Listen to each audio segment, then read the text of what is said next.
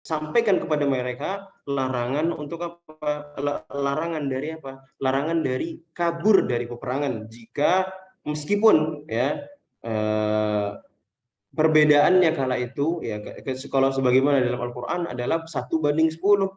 Lalu kemudian Allah Subhanahu wa taala meringankannya menjadi berapa? 1:2.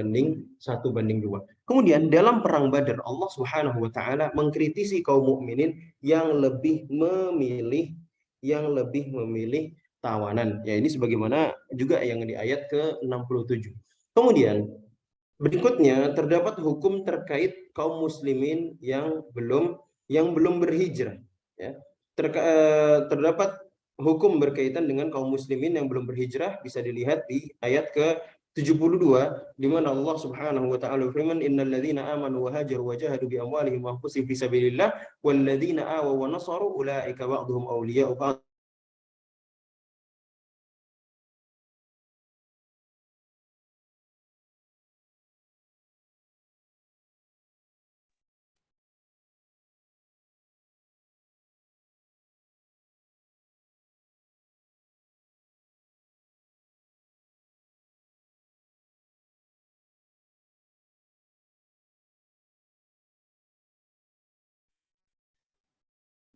Afwan sepertinya tadi terputus ya. Sudah kembali lagi? Sudah ya, alhamdulillah. Nah, kemudian afwan.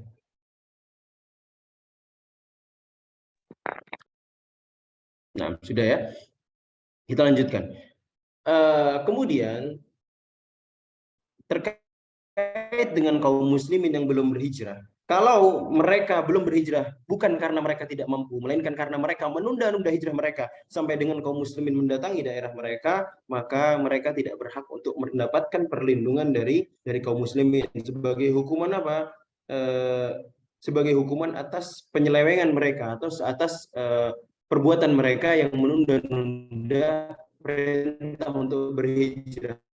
Tapi kalau mereka meminta pertolongan kepada maka kita wajib untuk memberinya pertolongan. Kemudian pada ayat ke-72 di sana terdapat perintah ya untuk loyal kepada sesama orang yang beriman dan juga larangan untuk loyal kepada orang kafir. Ya, jika tidak begitu maka yang ada atau yang akan terjadi hanyalah fitnah. Kemudian berikutnya kita masuk kepada surat At-Taubah ya. Yang mana surat At-Taubah juga merupakan surat madaniyah. Dikatakan bahwasanya surat At-Taubah ini pembahasannya ya masih melanjutkan bahasan daripada surat Al-Anfal ya. Dikatakan surat ini dinamakan juga disebut dengan surat Al-Fadhil karena disebut juga sebagai surat Al-Fadhil karena menyingkap hakikat kaum munafikin. Ya, kemudian ini juga adalah satu-satunya surat yang tidak dimulai dengan basmah. Kemudian termasuk di antara surat yang turunnya terakhir. Kemudian para jamaah dirahmati oleh Allah Subhanahu wa taala, pembahasan dalam surat At-Taubah bagian yang pertama yaitu pernyataan perang kepada kaum musyrikin. Allah Subhanahu wa taala dan Rasulnya menyatakan perang kepada kaum musyrikin dan memberikan waktu selama 4 bulan atau sesuai dengan perjanjian damai jika terdapat perjanjian damai. Kemudian mereka adalah kaum yang tidak mengenal kekerabatan ataupun perlindungan ya. Yakni mereka selalu saja mengingkari perjanjian, mereka mengusir Rasulullah SAW, mereka mencela agama dan tidak beriman. Itulah sebabnya kenapa orang-orang kafir khususnya di sini kaum musyrikin Quraisy mereka diperangi karena dahulu mereka selalu membuat pengingkaran terhadap janji yang dibuat kepada kaum muslimin. Kemudian mereka selalu mengganggu Rasulullah, bahkan mengusir Rasulullah SAW dan lain sebagainya. Sehingga kemudian ketika Rasulullah SAW dan kaum muslimin sudah memiliki kekuatan dan diijabah oleh Allah Subhanahu wa taala, akhirnya mereka diperintahkan untuk berperang. Ya, diperintahkan untuk keluar untuk memerangi kaum musyrikin. Kemudian selanjutnya pintu taubat selalu terbuka. Dan dakwah juga selalu menjadi prioritas. Apa korelasi atau hubungan antara dakwah dan taubat? korelasi atau hubungannya adalah di antara tujuan dakwah, yaitu kita mengajak manusia untuk kembali kepada Allah Subhanahu wa taala. Jika dia adalah seorang kafir, maka kita mengajak mereka untuk beriman kepada Allah. Jika dia adalah ahlu maksiyah, maka kita mengajak mereka untuk selalu untuk bertaubat kepada Allah Subhanahu wa taala. Dan pintu taubat akan selalu terbuka. Kapan tertutupnya pintu taubat? Yaitu ketika nyawa seseorang sudah sampai di kerongkongannya, yaitu ketika seseorang sudah sakaratul maut, atau sudah datang waktunya untuk meninggal, atau ya ketika matahari sudah terbit dari barat, maka ketika itu tidak ada lagi kesempatan bagi kita untuk bertaubat kepada Allah Subhanahu wa taala atas dosa-dosa yang kita atau dosa-dosa yang telah berlaku. Kemudian loyalitas dan cinta kepada Allah di atas kekerabatan. Kemudian selanjutnya Rasul dan agamanya Rasul dan agamanya pasti akan dibantu oleh Allah dengan ataupun tanpa kita.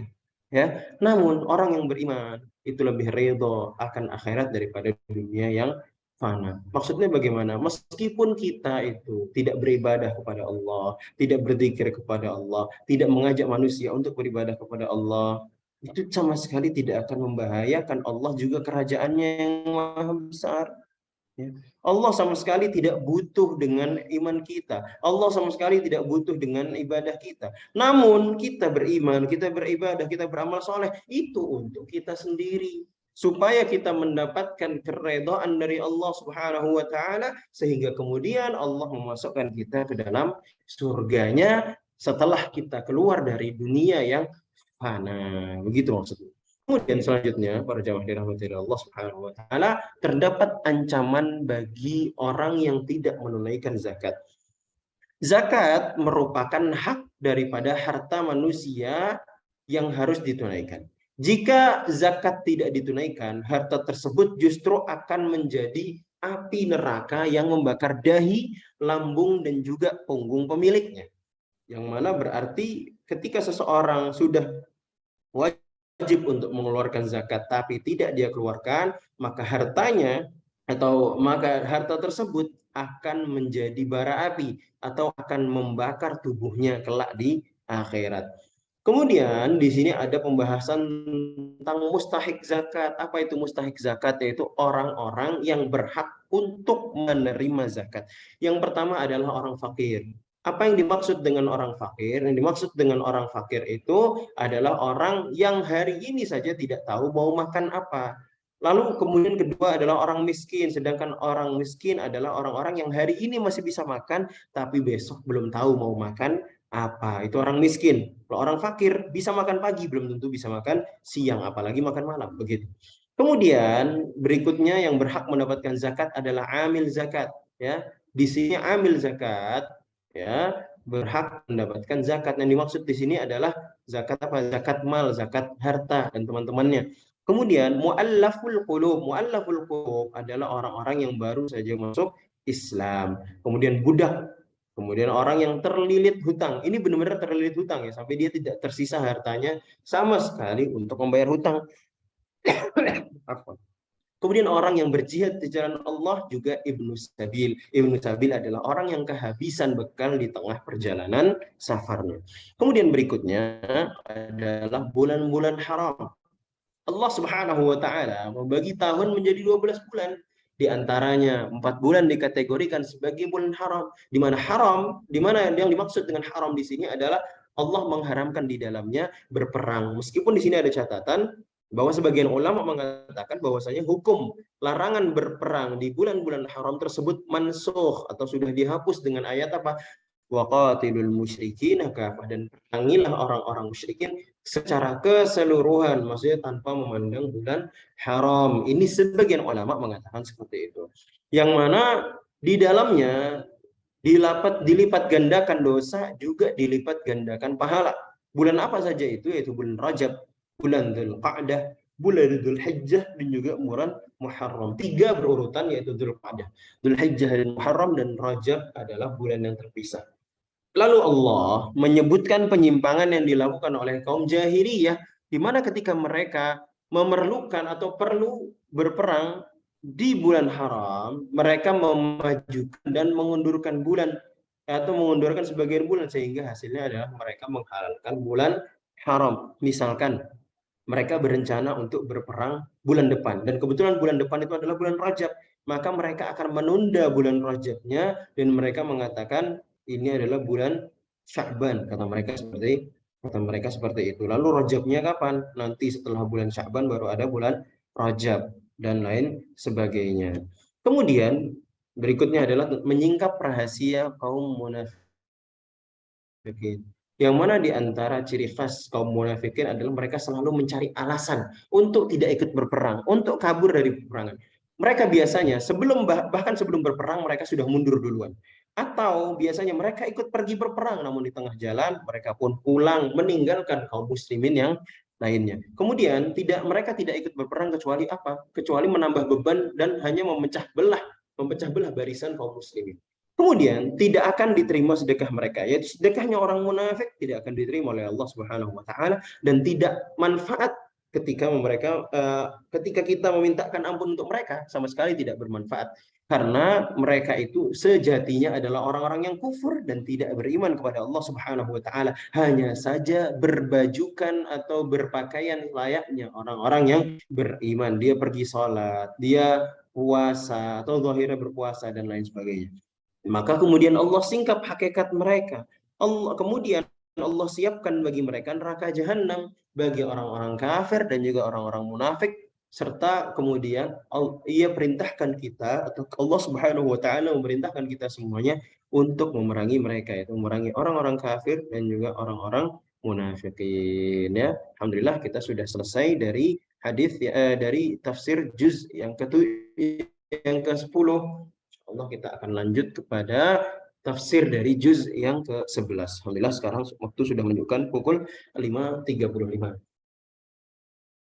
Nah, para jamaah yang dirahmati Allah Subhanahu wa taala. Tafsir juz yang ke-11 dimulai daripada surat At-Taubah ayat ke-93 sampai dengan 129.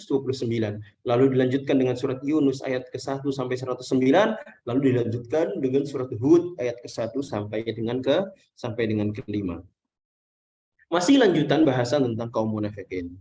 Yang mana di sini disebutkan bahwasanya sebagian orang-orang Arab atau sebagian orang-orang Arab Badui, Arab yang ada di desa-desa, itu mereka itu lebih munafik. Karena apa? Karena mereka masuk Islamnya udah pura-pura, habis itu mereka jauh dari Rasulullah Shallallahu Alaihi Wasallam sehingga mereka tidak punya ilmu. Makanya kadang-kadang munafiknya mereka itu lebih parah dibandingkan munafik-munafik yang ada di kota. Sehingga mereka beranggapan bahwasanya bayar zakat itu kerugian. Mereka beranggapan bahwasanya bayar zakat itu kerugian sehingga mereka pun bahkan ketika Rasulullah SAW sudah diwafatkan oleh Allah, mereka enggan untuk membayar zakat, bahkan menolak syariat zakat. Karena mereka beranggapan bahwasanya zakat itu adalah uang upeti atau uang pajak yang dikeluarkan kepada Rasulullah SAW. Menurut mereka seperti itu. Kemudian namun ada juga, ya, bukan berarti semua orang Arab atau semua orang-orang Badui itu munafikin, tidak, banyak juga di antara mereka yang beriman sebagaimana disebutkan dalam ayat yang ke-99, minal a'rabi may yu'min billahi wal yawmil akhir, ya, di antara orang Arab atau di antara orang Arab Badui banyak juga di antara mereka yang beriman kepada Allah Subhanahu wa taala. Kemudian selanjutnya, orang-orang munafik, mereka itu pernah membuat atau membangun sebuah masjid yang kemudian dijuluki oleh Allah Subhanahu wa taala yang disebut dengan Masjid Dirar. Lokasinya itu ada di dekat dengan Masjid Quba. Yang mana mereka membangun masjid tersebut di atas kekufuran dan dengan tujuan untuk memecah belah sahabat serta membantu orang-orang yang hendak memerangi sahabat Rasulullah sallallahu alaihi wasallam. Kata Allah Subhanahu wa taala, "Walladzina ittakhadhu masjidan dirara wa kufran wa tafriqan bainal mu'minin," dan seterusnya. Dan di antara orang-orang munafik ada yang mendirikan masjid untuk menimbulkan mara bahaya. Dirar artinya menimbulkan mara bahaya atau menimbulkan bencana. Kepada siapa? Kepada orang-orang yang beriman. Waliyadzubillah. Kemudian berikutnya Allah Subhanahu wa taala menurunkan wahyu atau turunnya wahyu Al-Qur'an hanya menambah keburukan mereka. Maksudnya apa? Semakin banyak ayat Al-Quran itu turun, akan semakin jelaslah kedok daripada orang-orang munafikin ini. Akhirnya ketika turun pembahasan tentang orang-orang munafik, mereka akan kabur sembunyi-sembunyi. Ya. Semakin banyak ayat, semakin banyak yang menjelaskan tentang kondisi orang-orang munafik. Kemudian berikutnya, taubat Allah atas hambanya. Maksudnya apa? Ampunan Allah atas hambanya. Di mana Allah Subhanahu wa taala Maha menerima taubat hambanya, ya. Maha menerima taubat hambanya. Sebagaimana pada ayat yang ke-104, ya. Kata Allah Subhanahu wa taala, wa annallaha huwat tawwabur rahim. Ya, dan sesungguhnya Allah merupakan zat yang Maha mengampuni dan zat yang Maha penyayang. Orang yang beriman. Sebagaimana di dalam satu hadis di mana Rasulullah Shallallahu alaihi wasallam suatu ketika ditanya, ya, ditanya oleh Aisyah radhiyallahu anha, kenapa engkau, jadi Rasulullah itu suatu ketika didapati sedang berzikir, kemudian Rasulullah berkata kepada Aisyah radhiyallahu anha, inilah astaghfiru fil yaumi sab'ina marrah. Aku bertaubat dalam sehari adalah 70 kali, atau dalam riwayat yang lain 100 kali. Namun yang menjadi catatan di sini adalah sebagaimana dalam hadis yang lain, suatu ketika Aisyah radhiyallahu anha mendapati Rasulullah itu sholat malam sampai kakinya bengkak, saking apa? Saking panjangnya ayat yang beliau baca. Maka apa kata Aisyah radhiyallahu anha? Apakah engkau masih akan terus sholat sementara engkau adalah hamba yang maksum, hamba yang diampuni oleh Allah Subhanahu wa taala? Maka Rasulullah sallallahu alaihi wasallam, "Afala akunu 'abdan syakura?" Apakah aku tidak boleh menjadi hamba yang bersyukur? Jadi anggaplah kita meyakini bahwasanya Rasulullah telah diampuni dosa-dosanya, telah diampuni kesalahannya. Namun para jamaah sekalian, bukan berarti Rasulullah tidak bertaubat. Lantas kenapa Rasulullah bertaubat? Apakah Rasulullah melakukan dosa? Iya, Rasulullah melakukan dosa tapi sudah diampuni. Lalu taubatnya untuk apa? Sebagai bentuk syukurnya Rasulullah Shallallahu Alaihi Wasallam kepada Rabbnya, yaitu Allah Jalla fi'ula. Kemudian berikutnya, Allah Subhanahu wa taala telah mengampuni Rasulnya dan para sahabatnya ketika perang Tabuk, di mana Allah Subhanahu wa taala juga mengampuni 3 sahabat yang tidak ikut berperang Tabuk, kemudian mereka bertaubat kepada Allah Subhanahu wa taala, yaitu nama sahabatnya adalah Ka'ab bin Malik, kemudian Murarah, dan juga Hilal ibn Umayyah. Yang mana yang menjadi catatan di sini juga adalah bahwasanya perang Tabuk itu walillahilham tidak terjadi pertumpahan darah, di mana orang-orang Romawi ketika itu sebelum mereka datang, mereka sudah kabur duluan sembari meninggalkan barang-barang yang memberatkan mereka, baik bekal-bekal ataupun harta. Kemudian berikutnya, dan 3 sahabat ini adalah 3 sahabat yang mereka sebenarnya kuat untuk ikut perang, tapi karena menunda-nunda, akhirnya mereka tidak berangkat untuk berperang bersama dengan Rasulullah Shallallahu Alaihi Wasallam. Kemudian berikutnya adalah mintalah ampun untuk diri kita dan orang lain, ya, kecuali jika orang tersebut tidak pantas dimintakan ampunan baginya, seperti orang yang mati dalam keadaan berbuat syirik kepada Allah, atau seperti orang-orang yang mati dalam keadaan kufur kepada Allah Subhanahu wa taala, mati dalam keadaan kafir. Maka kita nggak pantas mengatakan untuknya apa, semoga Allah mengampuninya. Tidak, kita cukup katakan innalillahi wa inna ilaihi raji'un. Kemudian berikutnya, lalu Allah memerintahkan kita untuk bertakwa dan bersama dengan orang-orang yang jujur, yaitu Nabi Muhammad SAW, Abu Bakar, Umar, dan para sahabatnya ridwanullahi alaihim, yang mana mereka telah diridhoi Allah. Kata Allah Subhanahu wa taala, ya, kata Allah Subhanahu wa taala, radhiyallahu, sebagaimana di dalam surat yang lain, radhiyallahu anhum wa radu'an. Allah atau mereka ridho kepada Allah sehingga Allah pun ridho kepada mereka. Nah, ya, di sini seperti sebagaimana dalam ayat ke-100, "Sabiqunal awwalun minal muhajirin wal ansar walladzina ittaba'uuhum bi ihsan radhiyallahu anhum wa radu an wa a'adda lahum jannatin tajri min tahtiha al-anhar khalidina fiha abada." Itu orang-orang yang mendapatkan orang-orang muhajirin dan juga ansar, dan juga yang mengikuti mereka dalam kebaikan. Semoga mereka ridho kepada Allah, maka Allah pun ridho kepada mereka. Kemudian sehingga Allah Subhanahu wa taala akhirnya siapkan kepada mereka apa? Jannatin tajri tahtahal anhar. jannah atau surga yang diturunkan di bawahnya sungai-sungai. Nah, kemudian selanjutnya para jemaah yaitu 6. Jadi terakhir adalah kita diperintahkan untuk bertakwa bersama juga dengan orang-orang yang jujur ya. Kemudian selanjutnya kita masuk kepada surat Yunus ya. Surat Yunus ini adalah surat Makkiyah. Jumlah ayatnya ada 109 ayat. Kemudian surat At-Taubah, ketika surat At-Taubah ditutup dengan pujian terhadap Rasulullah yang gigih dalam berdakwah dan penyayang kepada orang-orang mukminin, kemudian surat Yunus ini dibuka dengan pengingkaran terhadap orang yang heran dengan diutusnya Rasul dari kalangan manusia, atau mereka masih berharap bahwasanya Nabi dan Rasul itu bukan dari kalangan para manusia, melainkan dari kalangan malaikat, seperti itu. Jika di surat At-Taubah dijelaskan tentang pengingkaran kaum munafikin terhadap Al-Quran, di surat Yunus dijelaskan pengingkaran kaum kufar terhadap terhadap Al-Quran. Sehingga ya, kita tahu kaum kufar di sini yang berhadapan dengan Rasulullah langsung adalah orang-orang musyrikin Quraisy, dan ini adalah surat Makkiyah. Kemudian berikutnya adalah bukti-bukti keesaan Allah Subhanahu wa Ta'ala. Yang mana Allah Subhanahu wa Ta'ala telah menciptakan langit dan bumi. Inna rabbakumullahu alladzi khalaqas samawati wal arda fi sittati ayyam. Allah Subhanahu wa Ta'ala yang menciptakan langit dan bumi ini selama 6 hari. Tsumma stawa 'alal 'arsy. Kemudian Allah beristiwa di atas 'arsy-Nya. Yudabbirul amr. Allah mengatur segala sesuatu. Ma min syafi'in illa min ba'di idzni. Tidak ada satu syafaat pun kecuali berlandaskan izin dari Allah Subhanahu wa Ta'ala. Kemudian selanjutnya adalah menjadikan matahari atau sebagai dia atau sebagai cahaya dan panas, dan bulan dijadikan sebagai nur ya, sebagaimana dalam ayat yang kelima, huwallazi ja'ala asy-syamsa dhiya'a.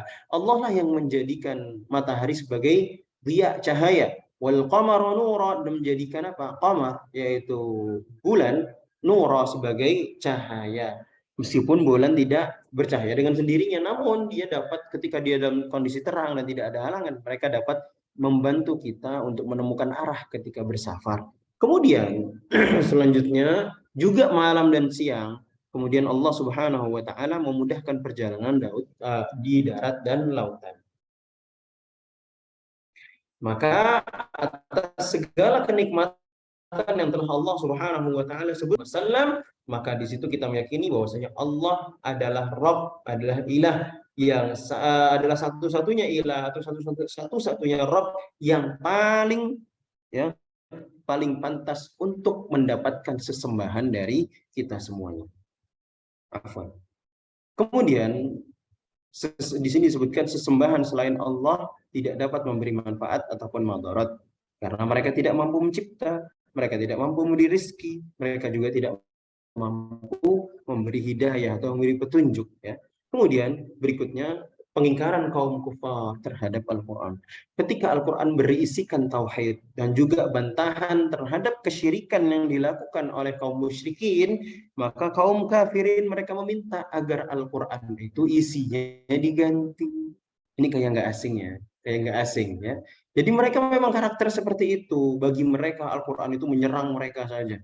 Ya memang begitu, karena Al-Quran sebagaimana di dalam surat sebagaimana di dalam ayat yang sudah kita pelajari lalu, yaitu syahrul Ramadan alladzi unzila fihi al-Qur'an hudal lin-nasi wa bayyinatin minal huda wal furqan. Ada kata-kata al-furqan. Apa yang dimaksud dengan al-furqan? Al-furqan adalah pembeda antara al-haq dan al-batil, antara kebenaran dan keburukan, antara kesyirikan dan tauhid, antara dan lain sebagainya.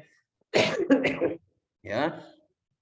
Sehingga wajar jika orang-orang kafir mereka minta diganti Al-Quran supaya sesuai dengan mereka. Namun Nabi Muhammad SAW sejatinya hanyalah penyampai risalah, dan mereka orang-orang kafir tahu bahwa Rasulullah itu adalah manusia yang paling jujur di tengah paling jujur. Nah, kemudian Al-Quran ini berasal daripada Allah Subhanahu wa Ta'ala, membenarkan dan merinci kitab-kitab sebelumnya. Maksudnya apa? Al-Quran itu membenarkan kitab sebelumnya, juga merinci, juga mengumpulkan bahasan-bahasan dalam kitab-kitab sebelumnya.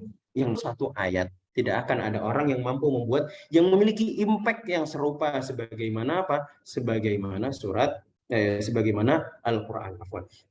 Kemudian Al-Qur'an ini adalah nasihat dari Allah serta obat penyakit hati, juga hidayah dan rahmat ya yang diberikan kepada umatnya yaitu manusia.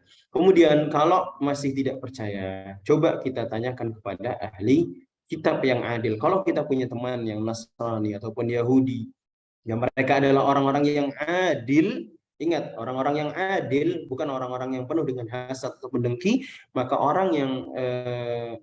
bisa kita saksikan bahwasanya orang yang telah Allah sesatkan tidak akan beriman meski datang beribu bukti dan juga beribu tanda. Karena sudah, meskipun dalam Injil maupun dalam Taurat sudah disebutkan tentang akan turunnya akan diutusnya utusan Allah Subhanahu wa taala, tapi mereka lebih memilih untuk kufur kepada Rasul tersebut. Bahkan orang-orang Yahudi, alasan apa? Mereka maunya Nabi terakhir itu dari Bani Israel. Itu salah satu alasannya.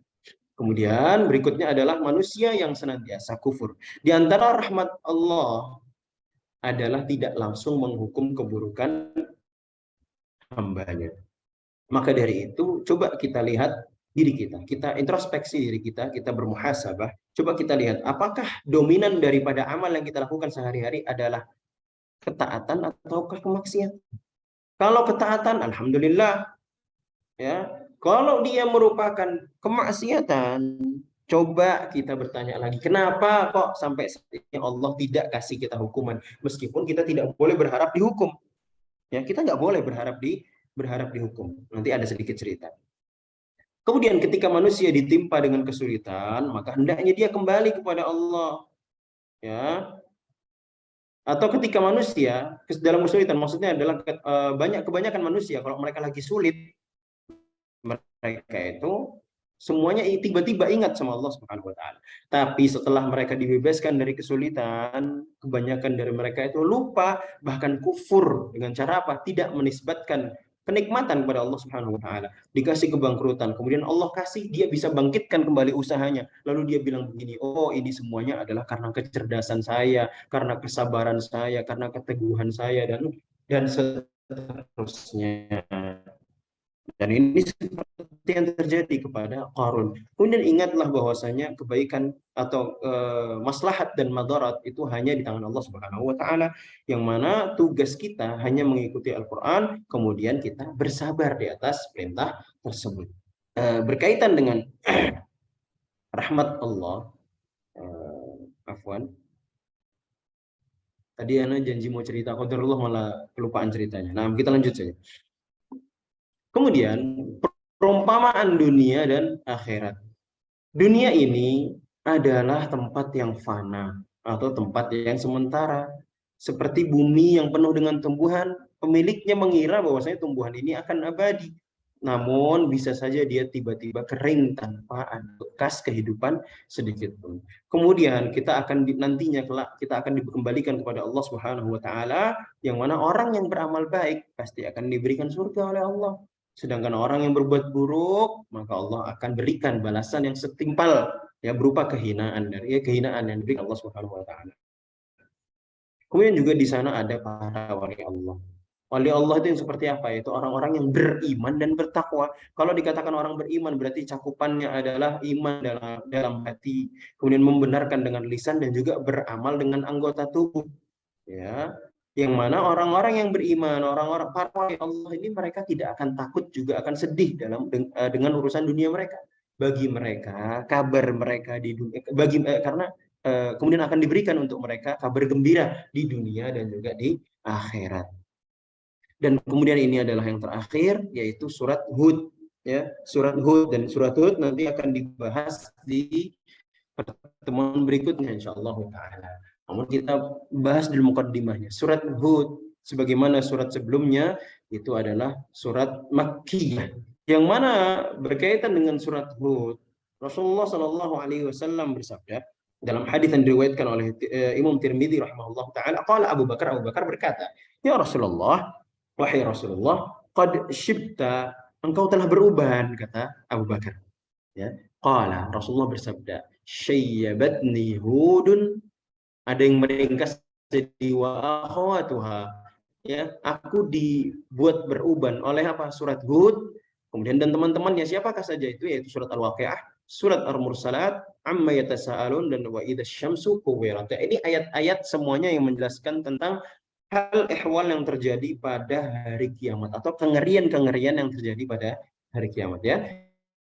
Kemudian surat Hud ini berisikan cerita dakwah-dakwah daripada nabi-nabi sebelum Rasulullah SAW, juga azab yang menimpa mereka atau orang-orang kafir yang kufur dan mendustakan nabi-nabi yang telah diutus kepada kaum mereka. Nah, para jemaah yang dirahmati oleh Allah Subhanahu wa taala, barangkali kita cukupkan sampai di sini terlebih dahulu. Insya Allah kalau kita menjadikan pembelajaran kita di setiap pagi selama bulan Ramadan ini adalah sesuatu yang iqamah kita lakukan untuk Allah Subhanahu wa taala, maka Allah Subhanahu wa taala insya Allah, ya, kalau Allah berkehendak dan Allah redha, Allah akan memberikan kita pemahaman. Allah Subhanahu wa taala akan memberikan kita pemahaman dan ilmu tentang Al-Qur'an, dan berikutnya juga ada tentang hadis-hadis Nabi Shallallahu alaihi wasallam. Kami undur diri, kami serahkan kepada MC. Kami ucapkan terima kasih yang sebesar-besarnya atas waktu dan juga pemakluman antum sekalian atas segala yang terjadi pada setiap pertemuannya. Wassallallahu ala nabiyina Muhammadin wa ala alihi wa sahbihi wasallam. Assalamualaikum warahmatullahi wabarakatuh. Waalaikumsalam warahmatullahi wabarakatuh. Saya ada Ustaz Haris Lutfi yang telah memandu untuk tafsir Ismani di juz 10 dan 11. Oke, semoga pada setiap harinya, entah itu pagi, siang, malam, kita terus belajar dan kita dapat menambah meskipun hanya satu pemateri ataupun satu pembelajaran, dan kita tingkatkan, kita tambahkan tambahan yang sekiranya itu sangat berguna bagi kita, dan semoga untuk di bulan Ramadan kali ini kita semua dapat menjaga kesehatan dan terhindar dari sakit semuanya. Oke, marilah kita tutup untuk tafsir tadabbur tafsir Ismani dengan untuk majelis.